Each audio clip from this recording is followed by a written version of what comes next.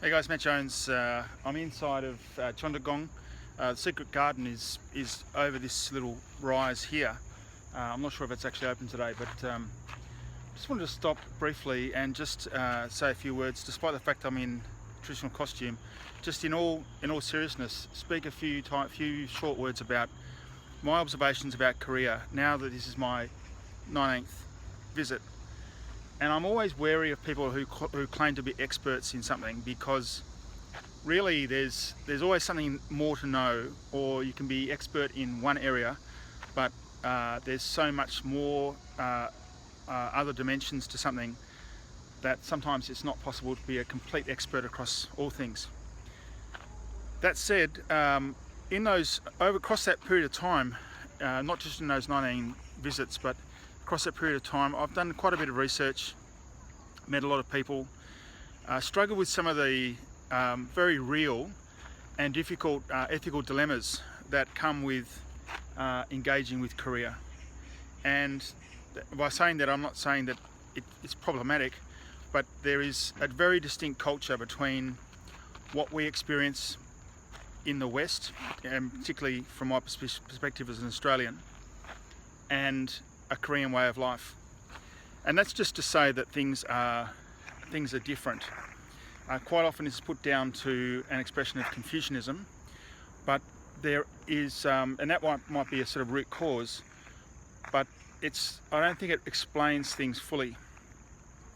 My main concern is that the business culture in Korea by foreigners, particularly here, I'm looking at my experience as an Australian, is that our engagement with Korea suffers from what we are strong at, and that is that about 92% of the economic exchange between Australia and Korea is from four commodities: gas, coal, beef and iron.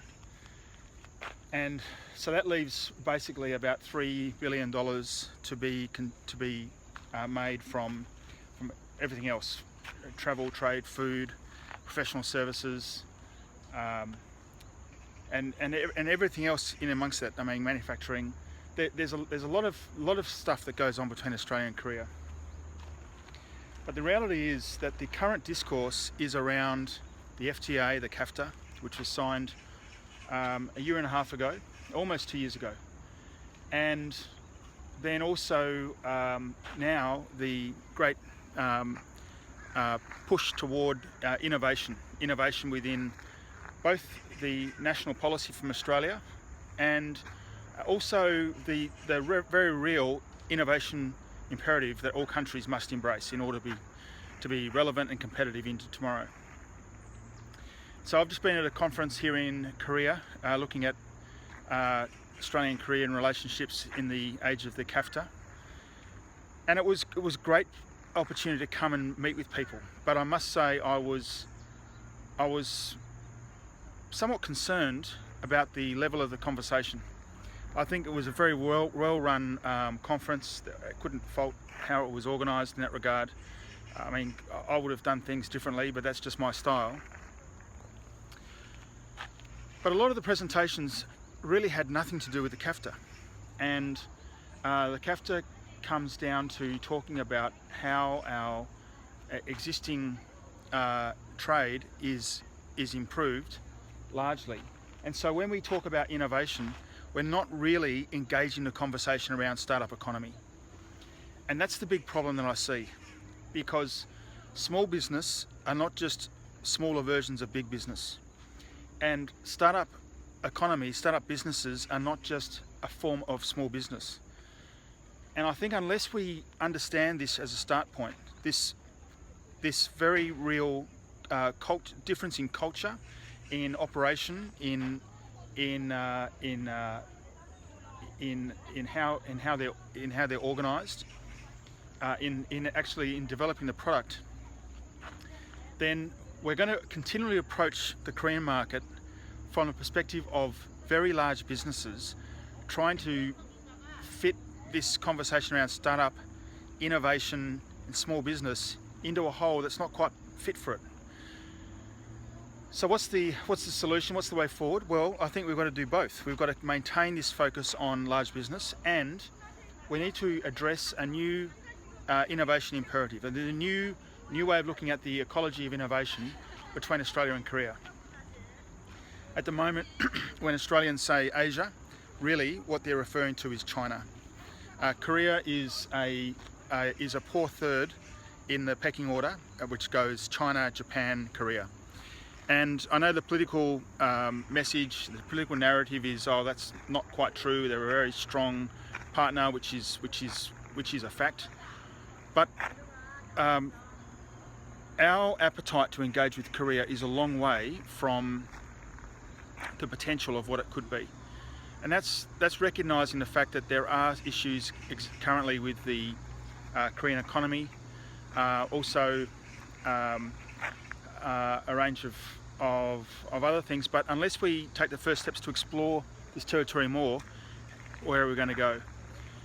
One of the problems I've identified is that most of the business engagement with Korea is predicated on someone organising a junket to start with. So what happens is a bunch of business people come who are being supported by very large companies. They come. 안녕하십니까? 네. 멋있습니까? 네, 멋있어요. 네. 좋아요. 네. 반갑습니다. 아주 멋있으세요. 아, 예, 감사합니다. 예. 아, 예. 셀카 이렇게? 우리가 quick photo. 셀카. 네, 천천히. 왜 안 나와? 이렇게. 아, 예, 그렇지. 네, 좋다. 반갑습니다. So it doesn't hurt to be friendly for a start. I think we've got to open up the dialogue, the discourse with Koreans on their terms, understand their culture and their history more, their people, which is principally why I'm now standing dressed in traditional outfit in Cheondeokgung, because my observations about a lot of businesses are that they just are quite frankly quite often removed from this Korean identity. So large businesses often organise junkets to Korea, what I call junkets, where they bring in a bunch of people who are representing large companies who have the capacity to then follow through with the deployment of their product at scale.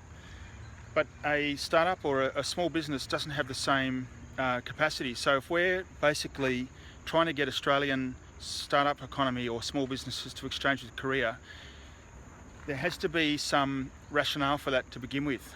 It just can't be based on government grants, and it can't be based on spurious Series A rounds of founders supporting junkets to Korea. It's got to go more than having a jolly to Korea.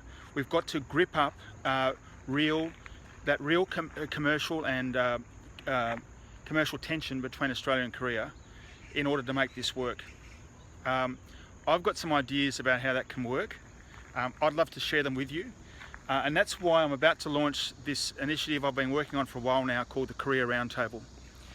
It looks at the imperative for innovation between Australia and Korea, and it examines issues of innovation, looking at creative economy and also the Ideas Boom policy initiative from Australia and what that means for us today.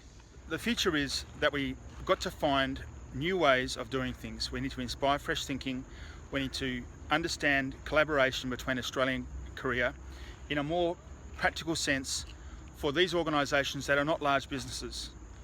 We must start realising that a startup economy and small businesses are not just smaller versions of larger businesses. This is a self-evident and obvious statement, but one that is clearly not well practiced currently. What I'm saying is quite critical of how things are organised currently in Korea, but this conversation is not going to get any better by me just pussyfooting around and just saying, well, we could just change things by gradient. I think we've got to come in and really address this situation by saying what needs to be new, what needs to be different, how can we build upon that great relational capital that we have already between Australia and Korea. We're certainly punching well below our weight at the moment. We've got a lot of potential that we're leaving untapped.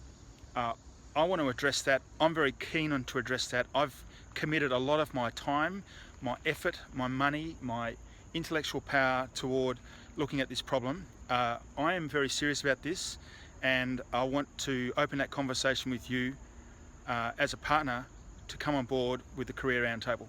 I'm looking forward to hearing from you soon, and I'd like to open this conversation with you as soon as you're available. Let's get to work. Thanks very much for listening.